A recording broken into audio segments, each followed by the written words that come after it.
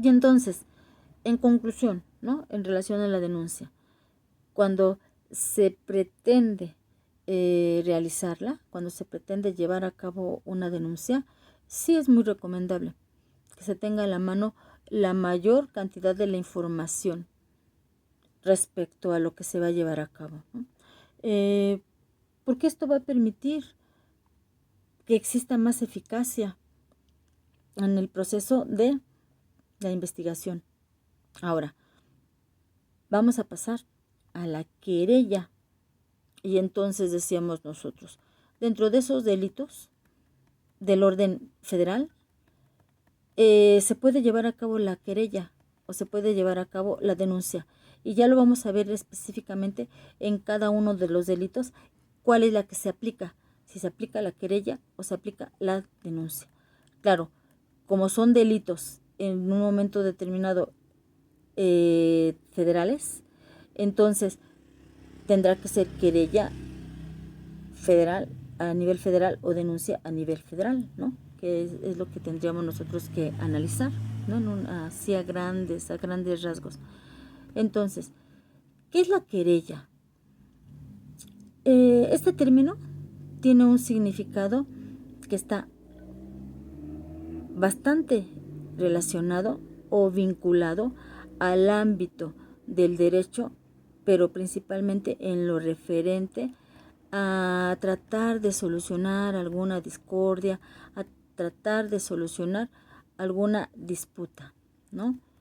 Entonces, una querella va a ser un acto, ¿sí? Que va a poder ser ejercido por un particular o bien por un fiscal ante un tribunal o un juez. Va a llevar a cabo una acción penal contra personas a las que va a acusar por un delito.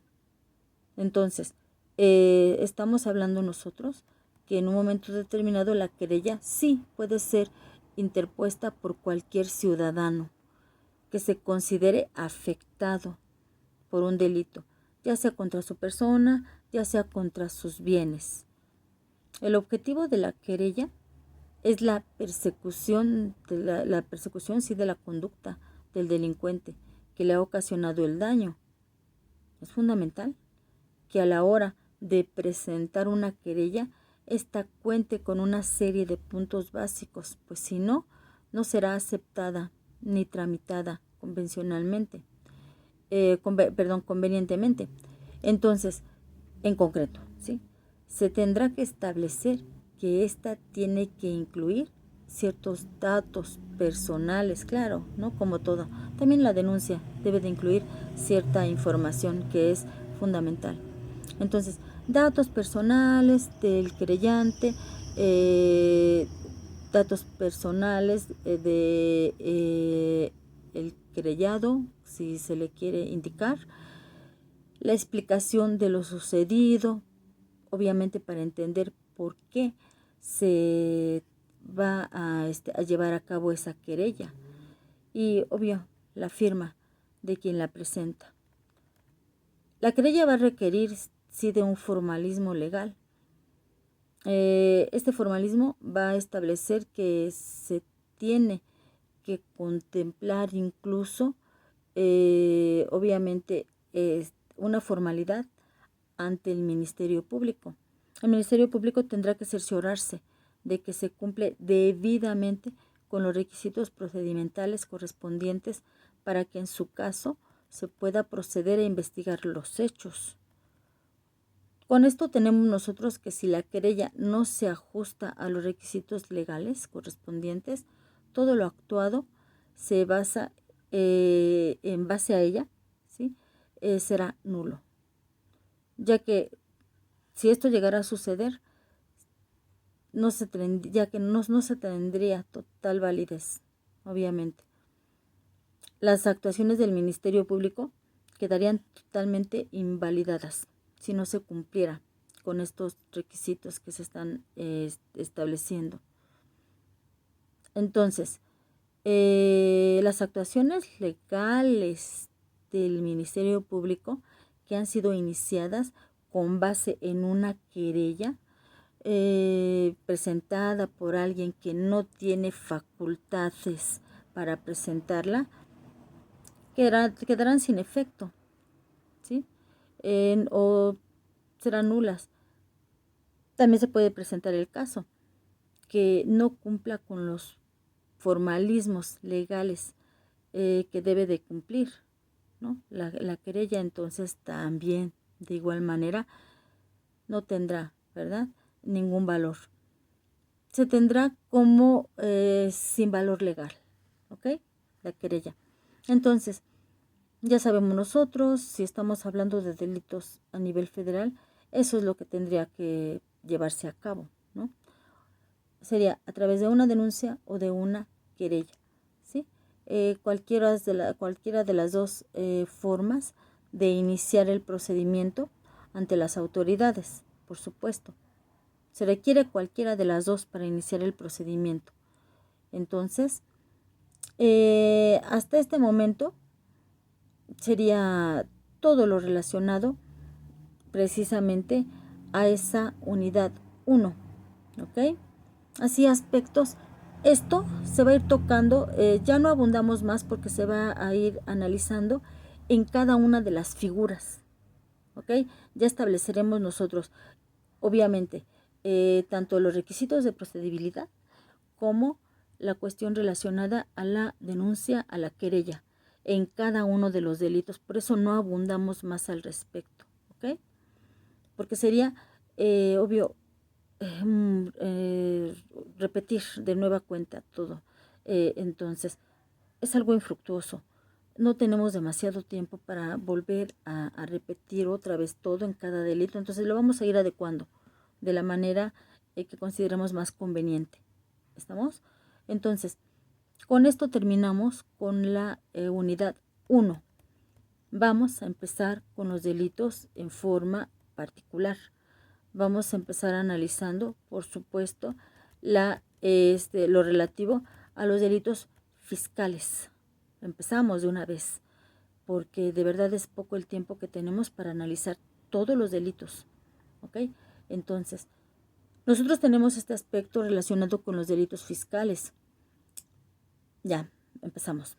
Van a ser aquellos que una persona va a cometer cuando hace un fraude a la hacienda pública, a la Secretaría de Hacienda Pública, ¿verdad?, que tenemos nosotros dentro de nuestra organización del Poder Ejecutivo. Tenemos las secretarías, ¿no? Y en este caso una de ellas es la que tiene a su cargo la recaudación impositiva, ¿verdad? Y entonces, la persona, ¿verdad?, hace un fraude a la Secretaría de Hacienda y Crédito Público por medio de acciones de evasión tributaria, tanto si son monetarias como si son resultados de beneficios fiscales no convenientes. De cualquier manera es defraudación, ¿verdad? Entonces, esa es una breve definición de lo que son los delitos fiscales. Algo muy importante. Nosotros tenemos en la Constitución Política de los Estados Unidos Mexicanos, específicamente en el artículo 31, obligaciones de los mexicanos. Y entonces, una de las obligaciones que establece ese artículo es precisamente que es obligación de nosotros, los mexicanos, contribuir al gasto público, ¿verdad? Tenemos nosotros que pagar impuestos, ¿verdad?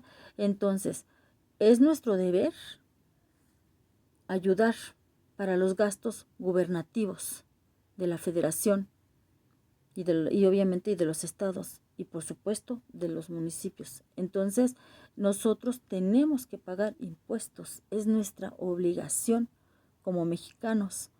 Gracias a esos impuestos se llevan a cabo todas las obras públicas que se requieren. Gracias obviamente a la actividad de recaudación de los impuestos es como se dirigen los dineros hacia donde se requiere.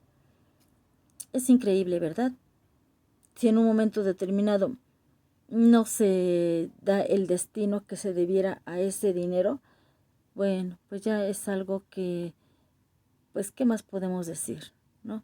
Sabemos que mucho del dinero que se recauda de los que pagamos impuestos, porque hay muchos que no pagan impuestos, ¿verdad? Entonces, ese dinero, la mitad sí se dirige hacia los sectores que lo requieren, el sector salud, el sector educativo y etcétera. Uh-huh. Y otra gran parte de los dineros se va a los bolsillos de los servidores públicos, lo sabemos perfectamente, que así se maneja en nuestro territorio. Pero bueno, eso no debiera de ser, ¿verdad? Entonces, ya tenemos esos dos aspectos. Primero, una breve definición de lo que son los delitos fiscales y después en dónde está fundamentado que nosotros debemos de pagar los impuestos. En el artículo 31 constitucional, específicamente en la fracción 4, ¿sí? Se indica ese aspecto, que tenemos que pagar los impuestos. Veamos dos elementos esenciales de los delitos fiscales. Obviamente, el primero de ellos es su estructura patrimonialista, ¿no? En relación, porque sí, lo que se ve afectado es el patrimonio, en este caso de la nación, ¿verdad? Obviamente tomando en consideración ese carácter público. Y el otro aspecto, dentro de los elementos esenciales, es la función recaudatoria, ¿sí? Que por supuesto esto se va a dar dentro de su estructura. Tendríamos nosotros que establecer que precisamente cuando hay evasión fiscal es cuando se empieza a hablar ya de una conducta delictiva, ¿ok? Aunque también hay otro tipo de delitos fiscales. Nosotros no vamos a abundar mucho en los ejemplos de delitos fiscales. Trataremos de ver los aspectos más importantes y si acaso mencionar uno o dos delitos fiscales, nada más, para efecto de adecuar los elementos positivos y los elementos negativos del delito, nada más, pero no podemos entrar a detalle, ¿ok? En esos aspectos. Ahora, vamos a tener también esta cuestión, ¿sí? Todos estos delitos son fundamentalmente dolosos. Claro, el dolo es un aspecto inseparable de la intención defraudadora del sujeto. El sujeto que no paga impuestos lo hace consciente de que no está pagando impuestos. Entonces, generalmente no paga impuestos de una manera consciente, porque todos sabemos que debemos de pagar impuestos. Entonces, si alguien evade, ¿verdad?, el pago de los mismos, por eso se indica que es, claro que sí, fundamentalmente doloso, porque lo estás haciendo con toda la intención de no pagarle al fisco lo que le corresponde y que es tu obligación, ¿verdad? Es obligación de todos los que tenemos un ingreso pagar impuestos. Todos los que tienen un carro tienen que pagar cierto impuesto, todos los que tienen una casa deben de pagar el predio, es decir, todos nosotros que en cierta forma ya generamos ingresos, tenemos que pagar impuestos. Impuestos sobre la renta, ¿verdad? Y entonces, por ejemplo, todos tenemos que contribuir al gasto público, ¿ok? Entonces, después, para complementar esta cuestión de la conducta dolosa, se dice que aunque esta intención sí se debe de probar, es decir, no basta con que se diga que su forma de actuar fue dolosa, se tiene que probar, ¿ok? Porque si no, no podemos en cierta manera afirmar, ¿verdad?, que efectivamente así fue. Pudiera llegarse a dar el caso que no es que no quiera pagar impuestos, que hay otras circunstancias que se lo impiden, ¿verdad? Y entonces que se puede tener una suposición favorable, ¿no?, al hecho de no estar pagando impuestos.